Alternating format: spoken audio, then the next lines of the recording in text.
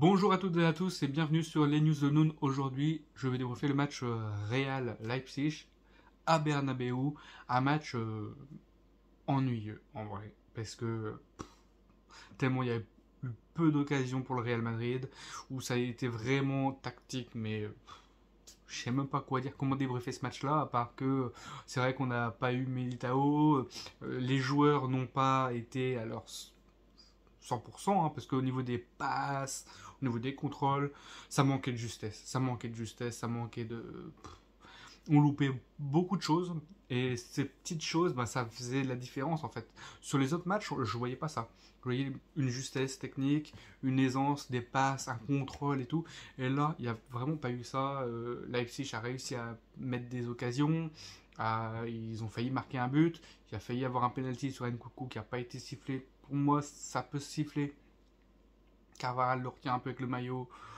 Bon, c'est compensé aussi avec le penalty de Modric, fin de première mi-temps, où il est un peu poussé, il va avoir le ballon dans la surface et il se fait pousser un peu et du coup il tombe. C'est deux occasions. Moi je dis les penalties, ça se siffle pas, c'est l'arbitre. Après derrière, à nous les joueurs de sentir et de se dire bon, allez hop, c'est bon, c'est une action passée, ça appartient au passé, maintenant l'avenir est là. Donc il faut se concentrer sur ce qu'on peut faire maintenant et se procurer d'autres occasions. Parce qu'une occasion loupée, ok, on va s'en procurer d'autres. Là, c'est vrai qu'avec la première mi-temps, avec zéro tir cadré, ça fait peur. On se dit, est-ce qu'on n'est pas retourné sur un Real comme l'année dernière avec peu d'occasions? Mais avec un Real comme l'année dernière avec peu d'occasions, on a quand même un Karim Benzema présent. Et ce Karim Benzema, bah, pour moi, ça faisait tout. Ça faisait le lien. En gros, c'est vraiment lui qui gère l'équipe. Et là, on manquait de quelque chose. On manquait de quelque chose. Valverde, de son côté, faisait bien les choses. Tout le monde, un peu à sa façon, à louper quelques petits trucs, à louper des contrôles, voilà. Mais bon, à un moment donné, en seconde période, réajustement, Valverde a été repositionné plus au milieu. Et là, on a vu un meilleur Real. Un meilleur Real parce que ils avaient plus de percussions, plus de tranchants. Et les occasions étaient beaucoup plus nettes, du coup. On a vu un Valverde dribbler, repasser sur Vinicius qui loupe, et ça revient sur Asensio qui est rentré, et qui loupe, bon, peut-être l'immanquable, mais bon, c'est pas grave, il se remet en condition, il a très peu de temps de jeu, il faut lui donner confiance ce joueur-là, et c'est un bon joueur. Je sais pas s'il va rester très longtemps aux alentours de Madrid, mais bon, faut quand même respecter, c'est vraiment un très bon joueur, ça a été vraiment quelqu'un, et apparemment il se donne beaucoup à l'entraînement, contrairement à Hazard qui n'est même pas rentré, même pas parti s'échauffer, donc on sait très bien que Hazard, pour l'instant, il a grillé un peu ses chances. On va voir ce qui va se passer pour la suite. Est-ce qu'il ne le préserve pas? Je sais pas. Là, le repositionnement de Valverde, plus les nouveaux rentrants, ont fait que le match a pris notre tournure au niveau du Real Madrid. On a été plus décisif, plus percutant, on a mis plus d'impact. Et tout de suite avec Vinicius qui fait ses petits gris habituels et qui fait une longue passe. Et du coup, Rodrigo sur le but, parce que là, c'est le but, Rodrigo la laisse passer entre ses jambes pour Valverde.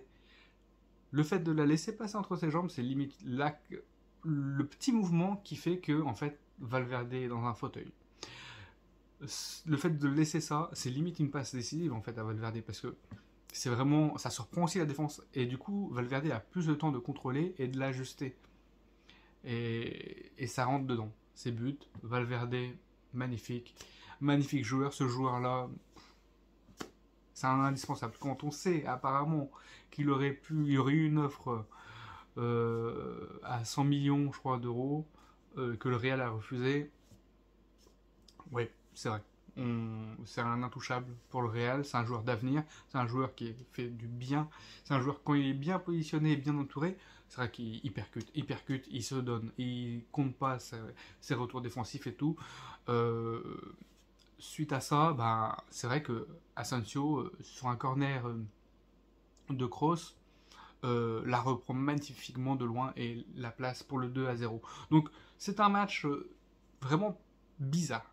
Autant on était approximatif, on était vraiment pas bon au niveau des contrôles, au niveau des passes. On n'était pas dans notre match. Tous les joueurs. Pas un plus que l'autre qui va être mieux. Même Vinicius, hein, il n'a pas eu trop de munitions.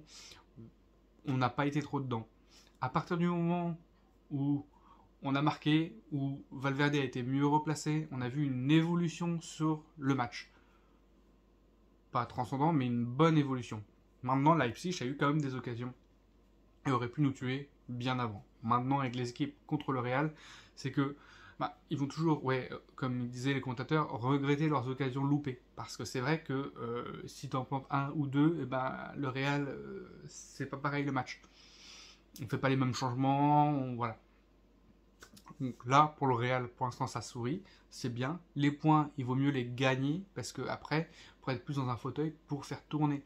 Parce que si on arrive et qu'on a gagné et qu'on se qualifie pour les huitièmes, c'est toujours mieux de pouvoir faire nos derniers matchs de poule tranquillement, à faire tourner l'effectif, à redonner du temps de jeu aux autres pour pas pouvoir avoir de blessures, parce qu'on voit que c'est une année où il y aura beaucoup de blessures, où il y aura beaucoup de joueurs qui sont physiquement épuisés, juste pour Karim Benzema, Militao, on voit même Modric, il faut faire tourner, Kroos c'est pareil, mais les Vinicius, les Rodrigo et tout, il faut aussi les faire reposer aussi, parce que c'est vrai que là en ce moment ils sont beaucoup présents parce que Benzema n'est pas là, mais c'est vrai que ces joueurs vont s'user avec le temps et ils vont moins avoir d'impact, de fraîcheur et tout, même si c'est des joueurs vraiment très bons techniquement.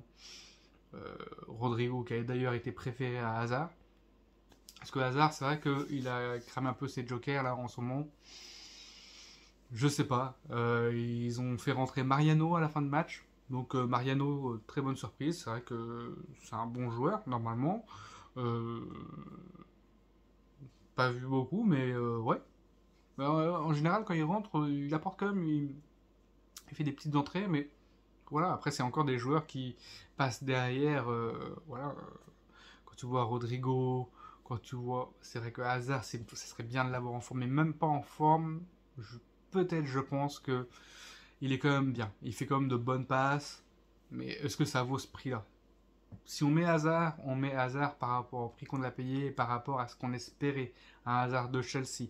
Maintenant, c'est plus un Hazard de Chelsea, maintenant, il a évolué malheureusement, peut-être pas dans le bon sens, mais après, pourquoi pas? Il a peut-être d'autres qualités, il peut peut-être, comme un Benzema au fur et à mesure du temps, où il a adapté son poste et son jeu en fonction de l'équipe. Et c'est plus le même joueur qu'au départ.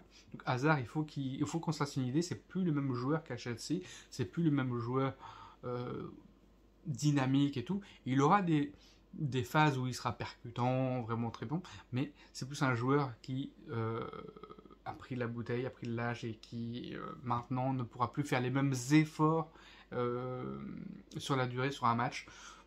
Donc voilà, c'est dommage, mais bon, peut-être qu'il peut apporter autre chose, on verra.